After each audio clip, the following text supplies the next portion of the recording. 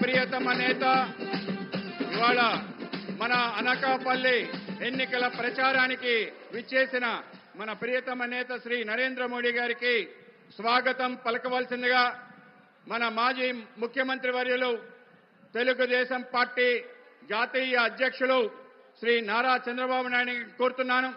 ఆయన శాలువాతోనూ అలాగే మెమెంటోతోనూ సత్కరించాల్సిందిగా కోరుతున్నాను.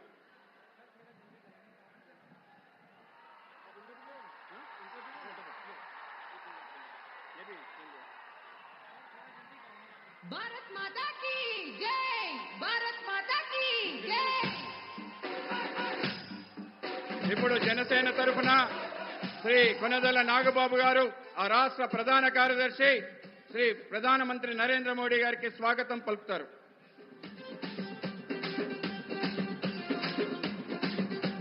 అలాగే మన అనకాపల్లి పార్లమెంట్ సభ్యులు శ్రీ సీఎం రమేష్ గారు ప్రధానమంత్రికి మన ఏటి కొప్పాక టాయ్ ఏదైతే మన జిల్లాకి 1 డిస్ట్రిక్ట్ 1 టాయ్ గా ఎన్నిక కాబడ్డ మనందరికీ ఇంట్లో అలరిస్తున్న ఏటి కొప్పాక బొమ్మల్ని, అలాగే అనకాపల్లి అంటే బెల్లం అంటే అనకాపల్లి కనుక ఆ బెల్లం దిమ్మని అలాగే దుస్వాలతో సత్కరించాల్సిందిగా కోరుతున్నాను.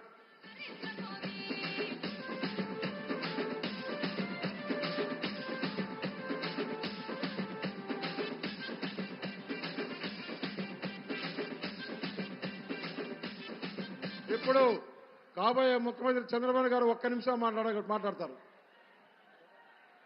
సమయం లేట్ అయింది. మళ్ళీ ప్రధానమంత్రి గారు హెలికాప్టర్లో వెళ్ళాలి, చీకటి పడుతుంది. అందువల్ల మనమందరం ఎదురు చూసి మన ప్రియత ప్రధాని నరేంద్ర మోడీ గారిని మాట్లాడవలసిందిగా కోరుతున్నాను.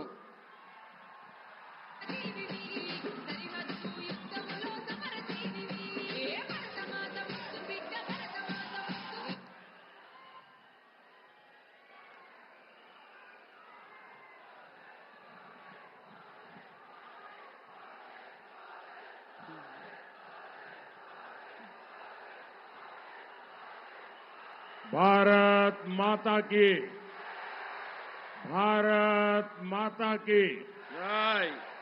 भारत माता की. నా ఆంధ్ర కుటుంబ సభ్యులందరికీ నమస్కారం. मैं नुकालम्मा देवी को प्रणाम करता हूं. कल अल्लूरी सीताराम राजू जी की पुण्यतिथि है. 2 वर्ष पहले भीमावरम में मुझे उनकी प्रतिमा के अनावरण का सौभाग्य मिला था. मैं आज अनकापल्ली की धरती से उन्हें अपनी श्रद्धांजलि देता हूं. నేను ముందుగా నూకాలమ్మ తల్లికి ప్రణామాలు తెలియజేస్తున్నాను. రేపు అల్లూరి సీతారామరాజు గారి పుణ్యతిథి వర్ధంతి. నేను 2 సంవత్సరాల క్రితం భీమవరంలో ఆయన విగ్రహాన్ని ఆవిష్కరించే సౌభాగ్యం కలిగింది. ఈరోజు నేను అనకాపల్లి భూమి నుండి ఆయనకి శ్రద్ధాంజలి ఘటిస్తున్నాను. साथियों, मैं सबसे पहले आपकी क्षमा मांगता हूं क्योंकि मुझे 6:15 बजे टेक ऑफ करना है, तो चंद्रबाबू जी मेरे जाने के बाद बोलेंगे और हम सब उनको सुने बिना जाएंगे नहीं. అందరూ కూడా ముందుగా నన్ను క్షమించాలి. నేను 5:45కి ఇక్కడి నుంచి వెళ్ళిపోవాలి. నేను వెళ్ళిపోయిన తర్వాత మీ అందరూ కూడా ఇక్కడే ఉండాలి. మన ప్రియతమ నేత చంద్రబాబు నాయుడు గారి యొక్క మాటలు మీరందరూ వినాలని మీ అందరికీ విజ్ఞప్తి చేస్తున్నాను. साथियों, अनकापल्ली में बेल्लम और तेलुगु दोनों की अद्भुत मिठास है. 4 जून को ये मिठास और बढ़ने वाली है। आंध्र प्रदेश में एनडीए की सरकार बनेगी और दिल्ली में भी एनडीए का परचम लहराएगा। डबल इंजन सरकार यहां के विकास को नई ऊंचाई पर ले जाएगी। మిత్రులారా, అనకాపల్లిలో బెల్లం మరియు తెలుగు భాష రెండు అద్భుతమైనవి, మధురమైనవి. జూన్ 4వ తారీఖున ఈ తీయదనం మరింతగా పెరగబోతుందని మీకు తెలియజేస్తున్నాను. ఆంధ్రప్రదేశ్లో ఎన్డీఏ ప్రభుత్వం వస్తుంది. అలాగే ఢిల్లీలో కూడా ఎన్డీఏ ప్రభుత్వం జెండా రెపరెపలాడబోతుంది. ఈ యొక్క డబుల్ ఇంజిన్ ప్రభుత్వం అభివృద్ధి కొత్త ఎత్తులకు తీసుకెళ్తుంది. साथियों, ये पहला चुनाव है जो विकसित आंध्र प्रदेश, विकसित भारत के विश्वास पर लड़ा जा रहा है। आज भारत दुनिया की 5th लार्जेस्ट इकोनॉमी है। आज भारत चंद्रमा के दक्षिण ध्रुव पर पहुंचने वाला पहला देश बना है। आज पूरी दुनिया में भारत का सम्मान बढ़ा है। ये गौरव हर भारतवासी का सीना गर्व से चौड़ा कर रहा है। हमारे आंध्र प्रदेश से तो बड़ी संख्या में प्रवासी भारतीय बाहर रहते हैं। अब वहां उनकी भी पहचान एक प्रकार से सम्मान से भरी हुई हो रही है। అభివృద్ధి చెందిన ఆంధ్రప్రదేశ్, అభివృద్ధి చెందిన భారత్ అనే విశ్వాసం పైన పోటీ జరుగుతున్న మొట్టమొదటి ఎన్నిక ఇది. ఈరోజు భారత్ ప్రపంచంలోనే 5వ అతిపెద్ద ఆర్థిక శక్తిగా ఆవిర్భవించింది. ఈరోజు చంద్రమండలం దక్షిణ ధ్రువంపై మొట్టమొదటిసారి చేరిన దేశంగా భారతదేశం అవతరించింది. ఈరోజు మొత్తం ప్రపంచంలోనే భారతదేశం యొక్క గౌరవం పెరుగుతుంది. ఈ గౌరవం ప్రతి భారతీయుడు ఛాతీ గర్వంతో ఉప్పొంగేలా చేస్తుంది. మన ఆంధ్రప్రదేశ్ నుండి అనేక మంది ప్రవాస భారతీయులు అధిక సంఖ్యలో బయట నివసిస్తున్నారు. ఇప్పుడు అక్కడ వాళ్ళకి గుర్తింపు, గౌరవం దక్కుతుంది. साथियों, पहले नेता वोट मांगने जाते थे तो जनता काम का हिसाब पूछती थी, लेकिन अब मोदी हिसाब देता है और जनता मुहर लगाती है। यहां अनकापल्ली से आनंदपुरम तक 6 लेन का हाईवे बना है। रायपुर विशाखापट्टनम एक्सप्रेसवे का निर्माण हो रहा है। 2014 तक आंध्र प्रदेश में 4000 किलोमीटर नेशनल हाईवे थे। आज करीब करीब 9000 किलोमीटर हाईवेज आंध्र प्रदेश में है।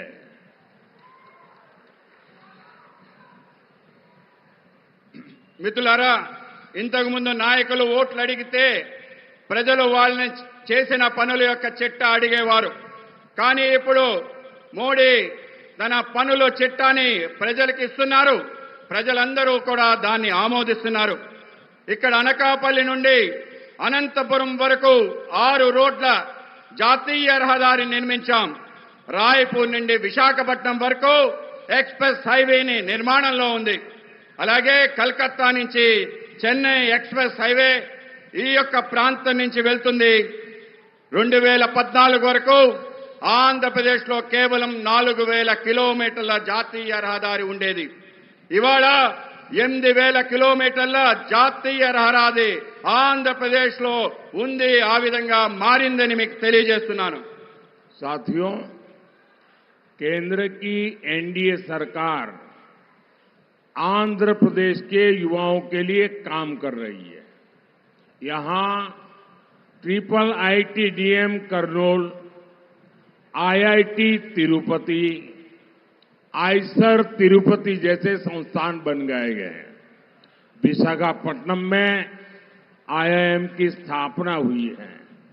यहां युवाओं के लिए पेट्रोलियम यूनिवर्सिटी खोली गई है. पुदीमड़ाका में ग्रीन एनर्जी पार्क को भी मंजूरी दी गई है. नक्कापल्ली में बल्क ड्रग पार्क शुरू करने के लिए 1000 करोड़ की मदद दी गई है. इससे यहां निवेश बढ़ेगा और फार्मा सेक्टर में रोजगार पैदा होगा. మిత్రులారా, కేంద్రంలో ఉన్న ఎన్డీఏ ప్రభుత్వం ఆంధ్రప్రదేశ్ యువత కోసం పనిచేస్తుంది. ఇక్కడ IIT Kurnool, IIT, IASR Tirupati అటువంటి సంస్థలు స్థాపించడం జరిగింది. విశాఖపట్నంలో ఐఐఎం స్థాపించబడింది. ఇక్కడ యువకుల కోసం పెట్రోలియం విశ్వవిద్యాలయం ప్రారంభించబడింది. పూడిమడకలో గ్రీన్ ఎనర్జీ పార్క్ ఆమోదించబడింది. నెక్కపల్లిలో బల్క్ డ్రగ్ పార్క్ ప్రారంభించేందుకు 1000 కోట్ల సాయం అందించడం అయింది. దీనివల్ల ఇక్కడ పెట్టుబడులు పెరుగుతాయి మరియు ఫార్మా రంగానికి ఉపాధి లభిస్తుంది. साथियों, अगर केंद्र सरकार आंध्र प्रदेश में इतना काम कर सकती है तो वाईएसआर कांग्रेस, उनकी सरकार क्यों नहीं कर सकती? बीजेपी का मंत्र है development, development, development. YSR Congress का मंत्र है करप्शन, करप्शन, करप्शन. ये विकास के हर कार्य में ब्रेक लगा रहे हैं. हमने विशाखापट्टनम को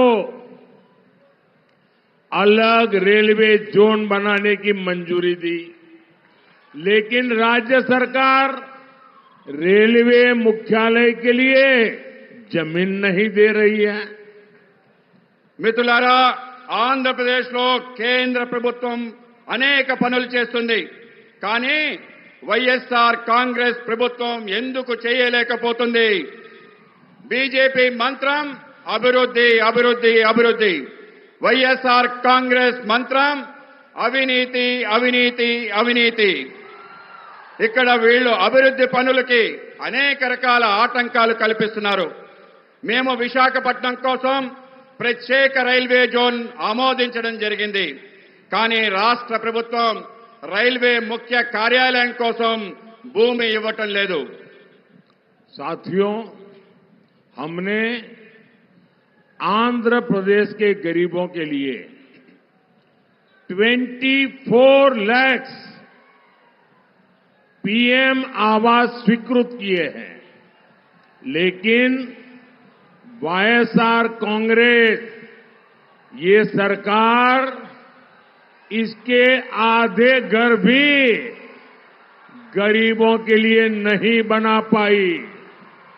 मोदी गरीब की पीड़ा दूर कर रहा है. इन्हें उसमें भी पीड़ा है.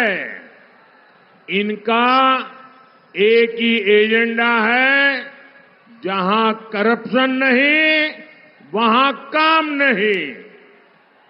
ఆంధ్రప్రదేశ్లో పేదల కొరకు 21 లక్షలు ప్రధానమంత్రి ఆవాస గృహాలు మంజూరు చేశాం.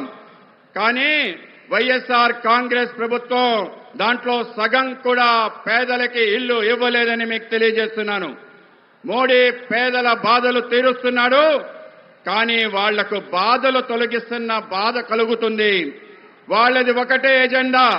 ఇక్కడ అవినీతి ఎక్కడ ఉంటుందో అక్కడ పని ఉండదు.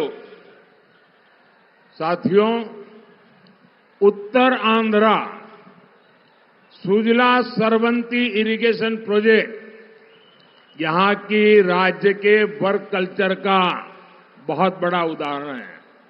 ये प्रोजेक्ट जगन रेड्डी के पिता वाईएसआर ने शुरू किया था। अपने पिता की पॉलिटिकल विरासत तो इन्होंने ले ली, लेकिन उनके शुरू किए हर प्रोजेक्ट भी ये पूरे नहीं कर पाए। इसी तरह पोलावरम प्रोजेक्ट को भी इन्होंने ठप कर रखा है। हमारी केंद्र सरकार ने पोलावरम प्रोजेक्ट के लिए 15,000 करोड़ रुपए जारी किए हैं, लेकिन वाईएसआर कांग्रेस को किसानों की कोई चिंता नहीं है। మిత్రులారా, ఉత్తరాంధ్ర సుజల స్రవంతి జలవనరుల ప్రాజెక్ట్ ఇక్కడ ప్రభుత్వ పనితీరుకి ఒక అతిపెద్ద ఉదాహరణ. ఈ ప్రాజెక్ట్ జగన్ రెడ్డి తండ్రి వైఎస్ రాజశేఖర రెడ్డి గారు ప్రారంభించారు. ఆయన వారి తండ్రి రాజకీయ వారసత్వాన్ని తీసుకున్నారు. కానీ ఆయన ప్రారంభించిన ప్రాజెక్టులు కూడా పూర్తి చేయలేకపోయారు. అదేవిధంగా పోలవరం ప్రాజెక్టు కూడా అడ్డుకుంటున్నారు. మా కేంద్ర ప్రభుత్వం పోలవరం ప్రాజెక్టు కోసం 15,000 కోట్ల రూపాయలు మంజూరు చేయడం జరిగింది. కానీ వైఎస్ఆర్ ప్రభుత్వానికి రైతుల గురించి పట్టింపే లేదు. साथियों, अनकापल्ली और आंध्र प्रदेश गन्ना किसानों का इतना बड़ा केंद्र रहा है, लेकिन प्रदेश सरकार की नीतियों के कारण किसान परेशान है। किसान गन्ना उगाना छोड़ रहे हैं। इस इलाके में अधिकांश चीनी मिलें बंद हो गई है। మిత్రులారా, అనకాపల్లి మరియు ఆంధ్రప్రదేశ్ చేరుకు రైతులకి చాలా పెద్ద కేంద్రంగా ఉంది. కానీ రాష్ట్ర ప్రభుత్వ విధానం వల్ల రైతులు ఆందోళన చెందుతున్నారు. రైతులు చెరుకు పంటను పండించడం మానుకుంటున్నారు. ఈ ప్రాంతంలో చాలా చక్కెర పరిశ్రమలు మూతబడ్డాయి.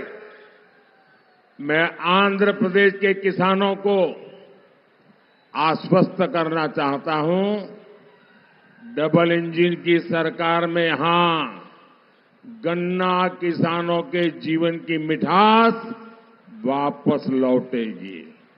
मोदी का मिशन है हमारे गन्ना किसान ऊर्जादाता भी बनेंगे।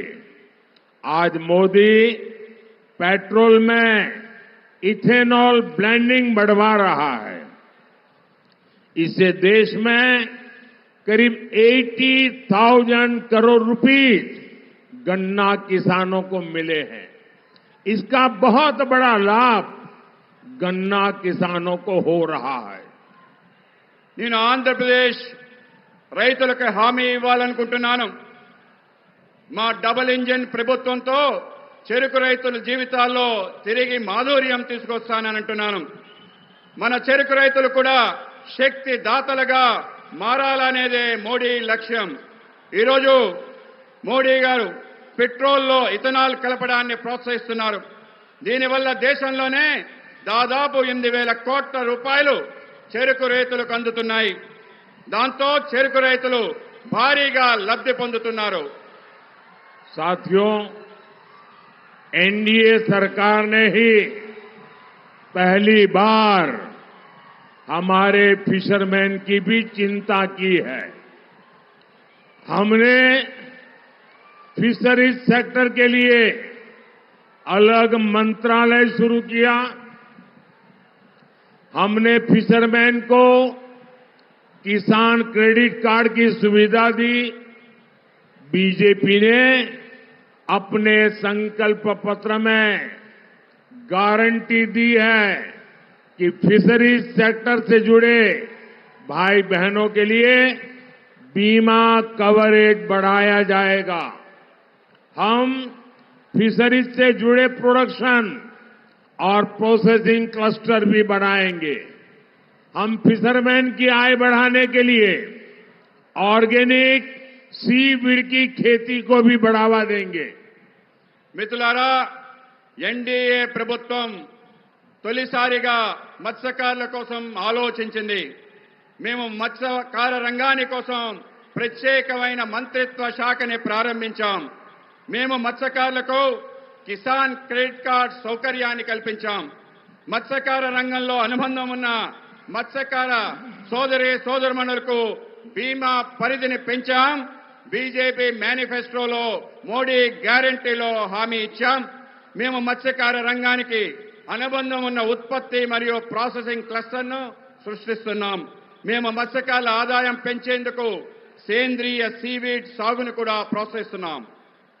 साथियों, आज आंध्र प्रदेश के लोग कह रहे हैं कांग्रेस गई, वाईएसआर कांग्रेस आई, लेकिन फायदा कुछ नहीं हुआ। कांग्रेस हो या वाईएसआर कांग्रेस, दोनों की एक ही पहचान है।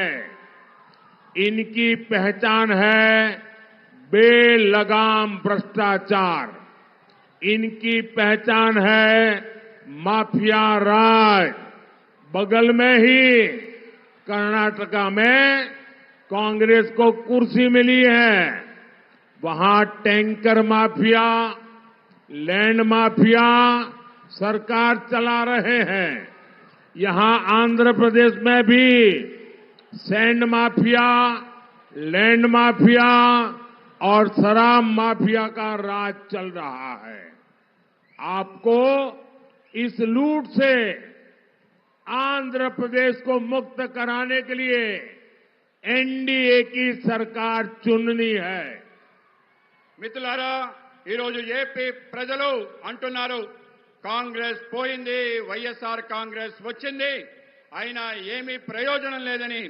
కాంగ్రెస్ అయినా వైఎస్ఆర్ కాంగ్రెస్ అయినా ఇద్దరికి ఒకటే గుర్తింపు. వాళ్ళ గుర్తింపు హద్దులు లేని అవినీతి, వాళ్ళ గుర్తింపు మాఫియా రాజ్యం. మన పక్క ఉన్న కర్ణాటకలో కాంగ్రెస్ సీటేసి కూర్చుంది. అక్కడ ట్యాంకర్ మాఫియా, భూ మాఫియాతో ప్రభుత్వాన్ని నడుపుతున్నారు. ఇక్కడ ఏపీలో కూడా ఇసుక మాఫియా, భూ మాఫియా, మద్యం మాఫియాతో రాజ్యం నడుపుతున్నారు. ఈ దోపిడీ నుంచి ఆంధ్రప్రదేశ్ని విముక్తి చేసేందుకు మీరు ఎన్డీఏ ప్రభుత్వాన్ని ఎన్నుకోవాలి. साथियों, कांग्रेस और वाईएसआर कांग्रेस दोनों ने तुष्टीकरण की राजनीति से आंध्र प्रदेश की संस्कृति को बहुत नुकसान पहुंचाया है। कांग्रेस ने तो अयोध्या में राम मंदिर का खुला बहिष्कार किया था। आज आंध्र प्रदेश में मंदिरों को नुकसान पहुंचाया जा रहा है। मैं आपको विश्वास दिलाता हूं, एनडीए सरकार आएगी और आंध्र प्रदेश की संस्कृति पर हो रहे हमलों पर भी लगाम लगाएगी। మిత్రులారా, కాంగ్రెస్ మరియు వైఎస్ఆర్ కాంగ్రెస్ రెండు కూడా సంతుష్టీకరణ రాజకీయాల కారణంగా ఆంధ్రప్రదేశ్ సంస్కృతిపై పెద్ద ఎత్తున నష్టం చేకూరుతుంది. కాంగ్రెస్ అయోధ్యలో రామమందిర ఆహ్వానాన్ని బహిరంగంగా తిరస్కరించింది. ఆంధ్రప్రదేశ్లో దేవాలయాలపై దాడులు జరుగుతున్నాయి. మీకు నేను విశ్వాసాన్ని కలిగిస్తున్నాను, ఎన్డీఏ ప్రభుత్వం వస్తుంది. ఆంధ్రప్రదేశ్ సంస్కృతిపై జరుగుతున్న దాడులు పూర్తి స్థాయిలో ఆపుతామని హామీ ఇస్తున్నాను. साथियों, 13 मई को आपका वोट देश और आंध्र प्रदेश का भविष्य तय करेगा। अनकापल्ली से NDA candidate Shri CM Ramesh, Visakhapatnam से श्री मुथुकुमिल्ली भारत जी, अरकू से श्रीमती कोथापल्ली गीता जी, और विजयनगरम से श्री कली शेट्टी अप्पल नायडू जी, उनको भारी वोटों से जीता करके दिल्ली भेजिए। इनका जीतना मोदी को मजबूत करेगा और आप जब इनको वोट देंगे वो वोट सीधा सीधा मोदी के खाते में जाएगा। साथ ही मेरा अनुरोध है, विधानसभा चुनाव के लिए भी हमारे जो एनडीए के साथी हैं, जो विधायक के नाते चुनाव लड़ रहे हैं, उनको भी भारी मतों से विजयी बनाइए। మిత్రులారా, మే 13న మీ ఓటు దేశం మరియు ఆంధ్రప్రదేశ్ భవిష్యత్తు నిర్ణయిస్తుంది. అనకాపల్లిలో ఎన్డీఏ అభ్యర్థిగా శ్రీ సీఎం రమేష్ గారు పోటీ చేస్తున్నారు. విశాఖపట్నం ఎన్డీఏ అభ్యర్థిగా శ్రీ భరత్ గారు పోటీ చేస్తున్నారు. అరకు పార్లమెంట్ అభ్యర్థిగా శ్రీమతి కొత్తపల్లి గీత గారు పోటీ చేస్తున్నారు. విజయనగరం అభ్యర్థిగా శ్రీ కలిశెట్టి అప్పలనాయుడు గారు పోటీ చేస్తున్నారు. మీ ఓట్లు భారీ మెజార్టీతో పార్టీని గెలిపిస్తే తిన్నగా ఢిల్లీలో మోడీ గారిని బలపరుస్తుందని తెలియజేస్తున్నాను. మీ అందరి ఓటు నేరుగా నాకు చేరుతుంది.